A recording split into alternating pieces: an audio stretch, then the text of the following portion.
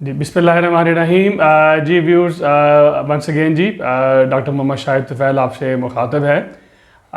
उम्मीद करता हूँ कि आप खैरियत से होंगे और मतलब अच्छी हालत में होंगे वहाँ पे। और मैं आपका मशकूर हूँ कि आप हमारे साथ शामिल हैं और हमें आप सब्सक्राइब भी किया हुआ है आपने और हमारी वीडियोस को आप देख रहे हैं। व्यूअर्स, आज की जो वीडियो है ये भी एक करियर काउंसलिंग सीरीज़ के ऊपर बेस कर रही है और इसका जो टाइटल है वो ये है कि what are the tips for writing good CV. एक सीवी, अच्छा सीवी लिखने के लिए कौन कौन से टिप्स हैं जिनका होना ज़रूरी है, और मैं यहाँ पे आपको कुछ टिप्स भी जो है बताना चाहूँगा जो कि अच्छे सीवी के लिए बहुत ज़रूरी हैं। व्यूज़, इससे पहले हम इन चीज़ों के ऊपर बात कर चुके हैं कि सीवी और रिज्यूमे में क्या फ़र्क होता है, और इनसे पहले हम इन चीज़ों पे बात कर चुके हैं वहाँ पे कि सीवी के अंदर कौन कौन सी अच्छी चीज़ें होनी चाहिए और इसी तरीके से फिर सीवी का होना क्यों इंपॉर्टेंट है, उस पर वीडियोज़ अवेलेबल हैं। तो ये जो वीडियो है ये इस चीज़ के ऊपर फोकस कर रही है कि अच्छा सीवी जो है उसको लिखने के लिए कौन सी टिप्स हैं वो ज़रूरी हैं। तो व्यूअर्स, सबसे पहले जो सबसे इम्पॉर्टेंट टिप जो है वहाँ पे वो ये कि आपका जो सीवी है उसके अंदर आपकी जो लेटेस्ट इन्फॉर्मेशन है वो होनी चाहिए। आप जॉब पे हैं, आप कारोबार कर रहे हैं, आप किसी असाइनमेंट पे हैं, आप स्टूडेंट हैं, जो भी आपका स्टेटस है, जो करंट स्टेटस है वहाँ पे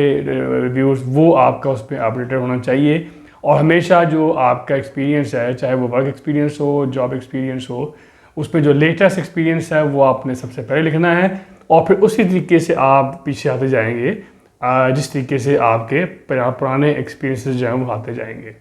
इसी तरीके से व्यूअर, एक और बड़ी इंपॉर्टेंट चीज़ और एक और बहुत इंपॉर्टेंट टिप जो है वहाँ पे वो ये है कि हमेशा आप अपना जो रिज्यूमे है, सीवी जो है, उसके ऊपर अपनी जो कॉन्टैक्ट डिटेल्स हैं वो आप अपनी लेटेस्ट लिखिए। ऐसा अक्सर देखा गया है और मेरे ज़ाती मुशाहिदे में भी ये बात आई है कि बाज़ औक़ात हम अपना ऐसा ईमेल लिख देते हैं या ऐसा कोई सेल नंबर लिख देते हैं जो एक्टिव नहीं होता, ईमेल एड्रेस एक्टिव नहीं होता, और उससे व्यूज़ क्या होता है कि वो नॉन एक्टिविटी होने की वजह से कोई ऑर्गेनाइजेशन हमसे रब्ता करना चाहे तो वो नहीं कर पाती। तो हमने ये कोशिश करनी है कि जो भी हम अपना कॉन्टैक्ट नंबर दें, जो भी हम अपना ईमेल एड्रेस दें, ज़रूरी नहीं है वहाँ पे कि वो बहुत सारे हों, 3-4 ईमेल एड्रेस दिए हुए हैं, 4-5 सेल नंबर दिए हुए हैं, 3-4 पीटीसीएल नंबर दिए हुए हैं, ये भी कोई अच्छी बात नहीं है। एक ईमेल एड्रेस काफ़ी है, एक कॉन्टैक्ट नंबर काफ़ी है, लेकिन वो ऐसा हो जो एक्टिव हो, जिस पे आपसे कॉन्टैक्ट जो है वो हो जाए।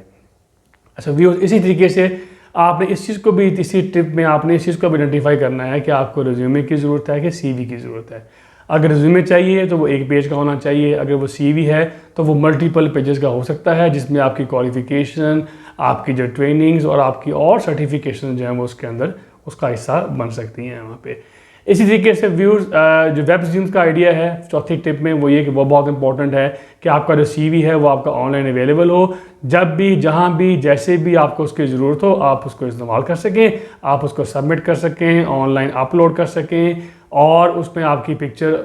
कुछ लोग कहते हैं होनी चाहिए, कुछ कहते हैं नहीं होनी चाहिए, ये डिपेंड करता है। अगर आपसे पिक्चर मांगी गई है तो आप पिक्चर उसमें दे दें, अगर आपसे नहीं मांगी गई वहाँ पे तो पिक्चर आप ना भी दें, इससे कोई फ़र्क नहीं पड़ता। इसी तरीके से व्यूअर, टिप्स पे ये है कि रेफरेंसेस जो हैं, अगर आप सीवी बनाने जा रहे हैं तो रेफरेंसेस जो है वो ज़रूर दीजिए, क्योंकि उसमें आपका एकेडमिक रेफरेंसेस होते हैं, वो काम आ जाते हैं। अगर आपका जनरल रिज्यूमे है, जनरल जॉब के लिए है, तो आप रेफरेंसेस के ऊपर लिख सकते हैं कि will be furnished upon request. अगर उनको ज़रूरत होगी तो वो आपसे मांग लेंगे, अदरवाइज़ उसकी जो है वो ऐसा ज़रूरत नहीं है। इसी तरीके से भी एक और बड़ी इंपॉर्टेंट टिप वो ये कि हमेशा आपने कोई, अगर अपना रिज्यूमे जो है वो किसी एक ख़ास किस्म की कंपनी को भेजना है तो आप कोशिश कीजिए कि अपने स्किल्स को, अपने इंटरेस्ट को और अपनी जो अदर एक्टिविटीज़ हैं उनको आप कोशिश कीजिए कि उस कंपनी के हिसाब से ट्यून कर लें, उस कंपनी के हिसाब से उसको एडजस्ट कर लें। इससे भी चांसेस फॉर एक्सेप्टेंस जो है वो बढ़ जाते हैं।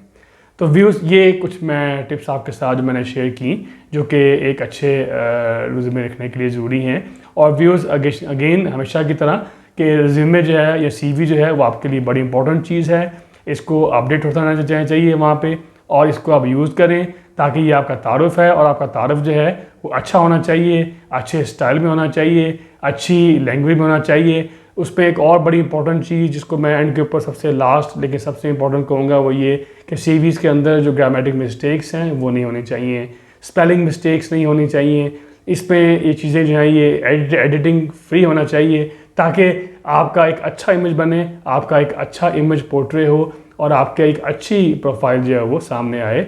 उस जॉब के लिए, उस ऑर्गेनाइजेशन के लिए जहाँ पे आप सीवी भेज रहे हैं। मैं उम्मीद करता हूँ कि आपको ये टिप्स जो हैं ये पसंद आएंगी और आप इनका यकीन इस्तेमाल करेंगे अपने रिज्यूमेज़ और सीवीज़ को लिखने के लिए। अपना बहुत ख्याल रखिए जी। अल्लाह हाफिज़।